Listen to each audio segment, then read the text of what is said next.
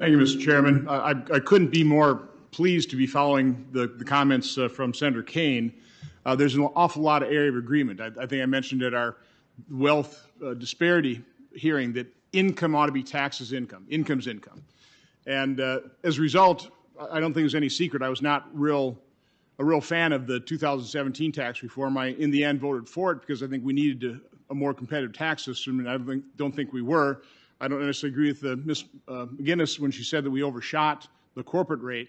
But during that time frame, I was talking to people like Senator King and Senator Kaine, as well as a lot of economists on all sides of the political spectrum, about what I called the true Warren Buffett tax. Close to 95% of American businesses have their business income taxed at the ownership level. I think, Maya, you were talking about the fact that it's best to tax individuals. So what I was proposing is make all business income taxable at the individual level. Turn C Corps into pass-throughs. Actually talked to Mr. Buffett about this because I was going to call it the true Warren Buffett tax.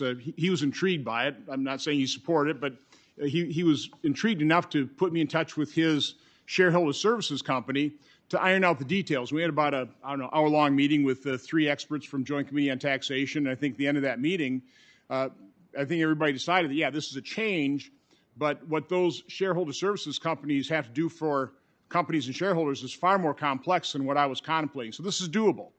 And the advantage of it, and let me just quickly lay out, and Mr. Hodge, you obviously were working on this. You helped me score it. I'd like you to try and score this again.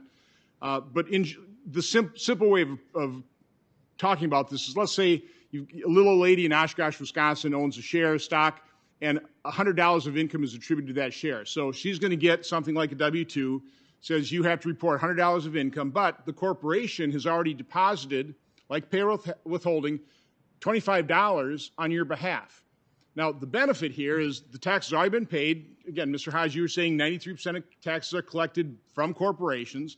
So we've got the tax collected, but that little old lady, if she's only got a 10% tax rate, she'll be able to claim a 15% refund. Now, Warren Buffett, he'll have to pay more taxes, which means there'll be a little bit more pressure for corporations to divest themselves of all this pent-up capital. They'll have to pay more dividends for a more efficient allocation of capital.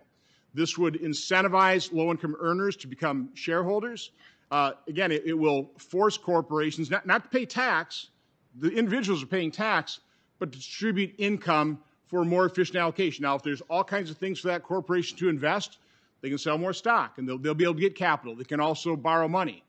So, Mr. Hodge, I know we spoke about this. First of all, let me ask you, are you willing to do another round? I think I've got some people interested in this. I've just met with my White House liaison, gave her all the information as well.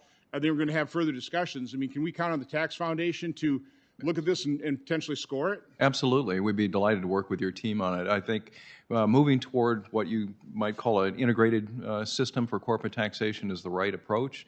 Removes that double layer of taxes and then provides some equity there, as you suggest, with a more progressive rate on the individual side. And by the way, a very small percentage of C corporation income is ever double taxed. So much of it is owned by nonprofits, foundations, pensions, that type of thing. So it's, the double taxation dividends just doesn't happen all that much. So again, there's a lot of income that we never tax. And quite honestly, some of this massive wealth has been accumulated because of the C Corp status, because you never pay dividends, the stock price just increases, and it's never really subjected to tax ever. So this also would eliminate that tax avoidance problem. Ms. Hanauer, your organization also does scoring, correct? I don't know that we exactly do scoring, but we do analysis of the tax code. Okay, well, I'd love you to take a look at this as well if you're interested. I'd love to meet with you if this... We'd absolutely love that. And I just should say I lived many happy years in Wisconsin, had my first child there, so it's nice to meet you. Why'd you leave? For a job. Okay, that's a good answer. Maya, do you want to just weigh in on this a little bit? I would just say I've been a supporter of this approach forever. I've read many of the old corporate integration approaches. There's clear problems about making sure people don't find different loopholes. But yes, this is what we should be shooting for. And Senator, I'm always pleased when you're working on big, bold ideas and excited to hear you're doing this. Well, thank you all, and thank you, Mr. Chairman. Thank you, Senator Johnson.